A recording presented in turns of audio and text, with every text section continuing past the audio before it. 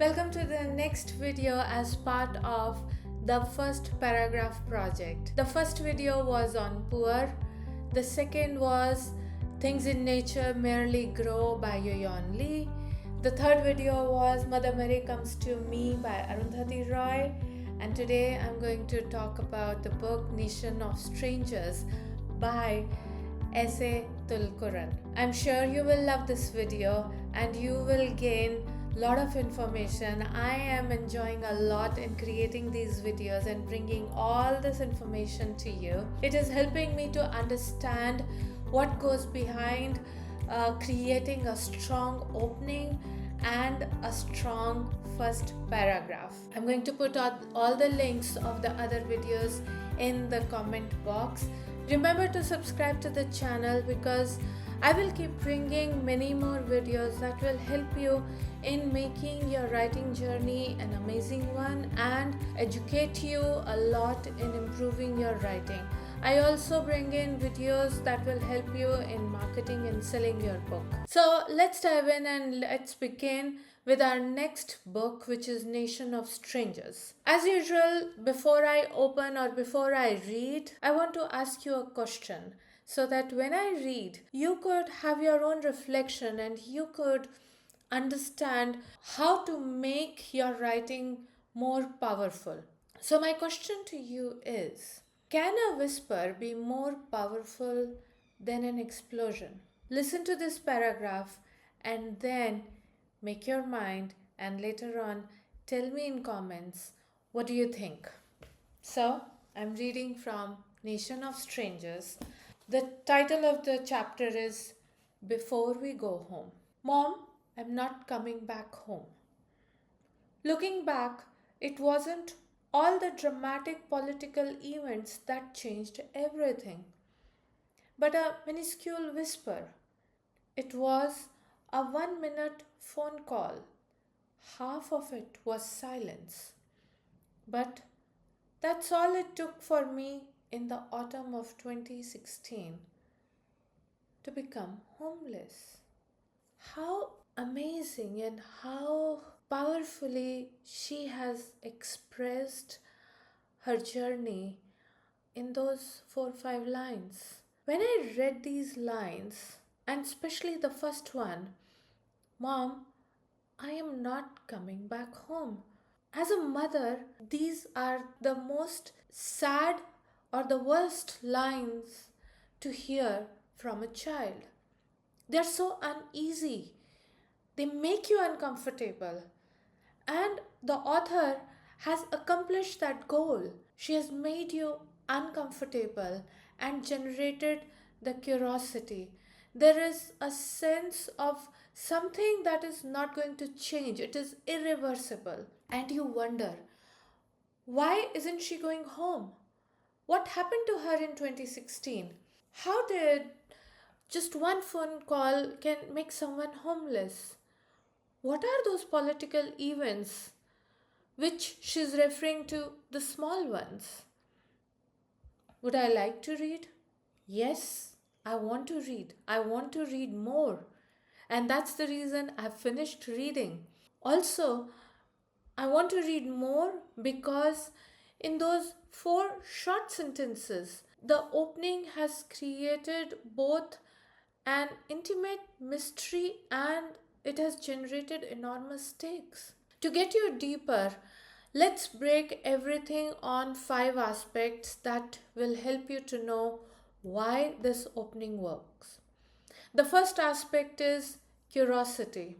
The very first line is a bombshell. Mom, I'm not coming back home. It's unexpected. Not that people don't say it, but you don't say that with such sense of calmness. The question appears that why?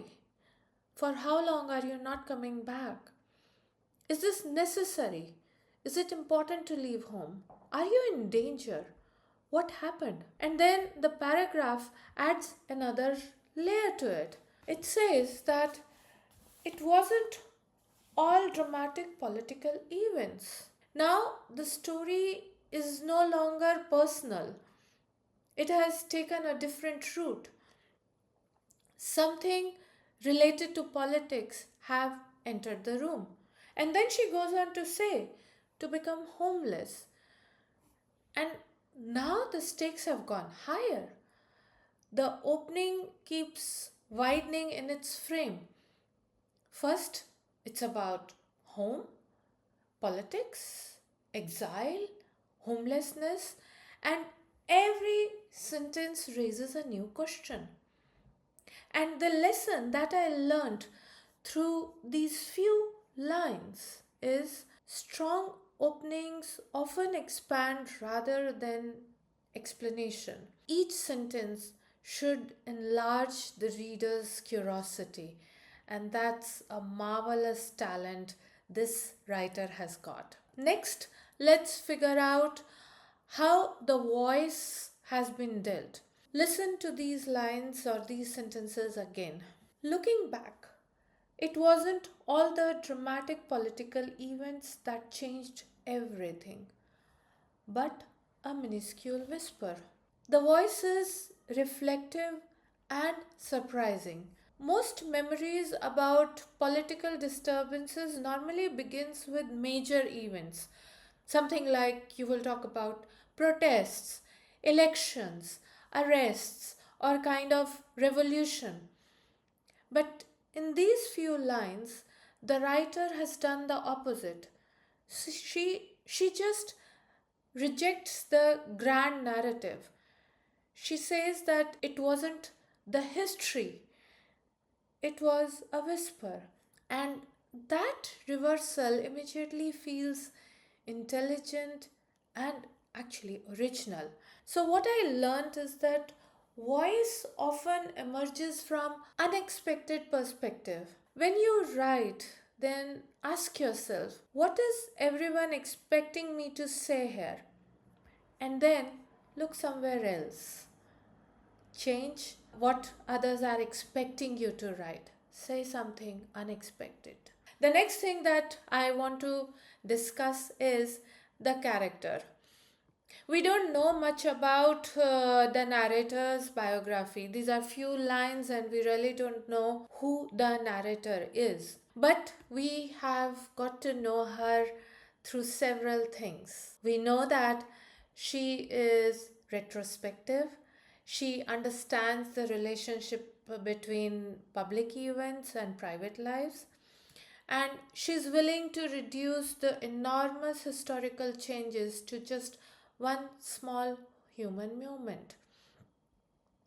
And the phrase, a minuscule whisper, reveals someone who pays attention to small moments and understands their significance. The lesson that I got through these few lines is that character isn't only revealed by actions, it can also be revealed by people and their lives and what matters to them the most. Next, I would like to talk about how much stakes are involved. The narrator is losing her home, she's losing her certainty, the feeling of belongingness. The word homelessness does an amazing work because it can mean two things, like literal homelessness, and it could be the emotional homelessness. It could be the loss of a place to return to. It's the loss of identity, the loss of belonging, and that's huge. That one word opens the entire emotional universe. And the lesson that I learned is that powerful openings often use words with multiple meanings. They start creating layers without much explanation. Let's understand how the momentum is maintained in these lines. Now, just look at the progression. Sentence 1, Mom, I am not coming back home.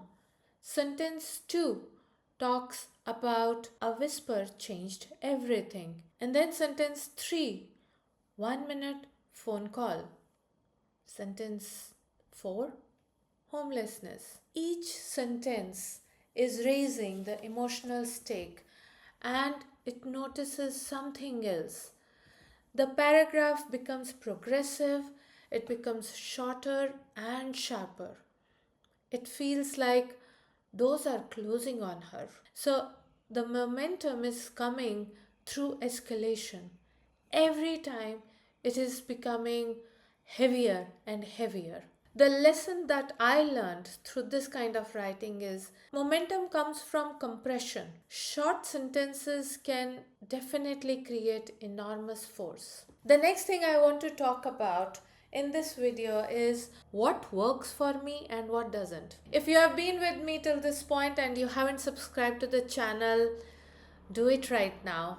I'm going to bring lot many videos to help you make your journey of writing amazingly fun. So let's now talk about what works for me through these lines. And without any doubt, the opening dialogue. Mom, I'm not coming back home. This dialogue just does make you feel emotional. It is not playing around with you. It is immediate, specific, and emotionally loaded. We are just dropped into that moment of irreversible change, and that's powerful. The next thing that really worked for me is the contrast. It's like normally we expect the political events to be huge, but here she's saying not at all the dramatic political events. In fact, she's talking about the minuscule whispers, big history, but tiny moments. That contrast is unforgettable. It reminds us that life can just change quietly. The next thing that really worked for me, it is that silence, wherein she says half of it was silence. This may be the most powerful sentence in this whole paragraph. Silence actually speaks a lot. And in this moment, this silence forces the reader to imagine, to get into that moment, to start imagining the emotions that she and her mom would be experiencing.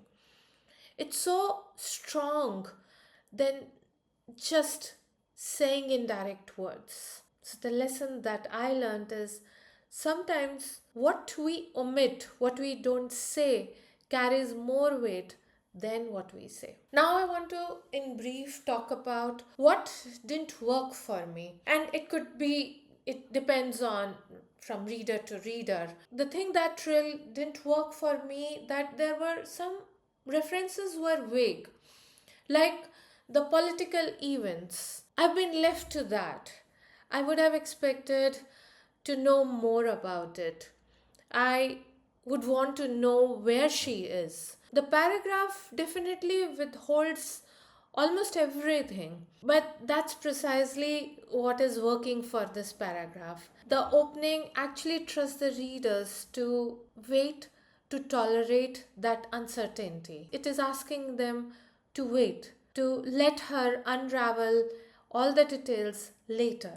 So it is definitely engaging. It is creating a curiosity and it is asking me to read more.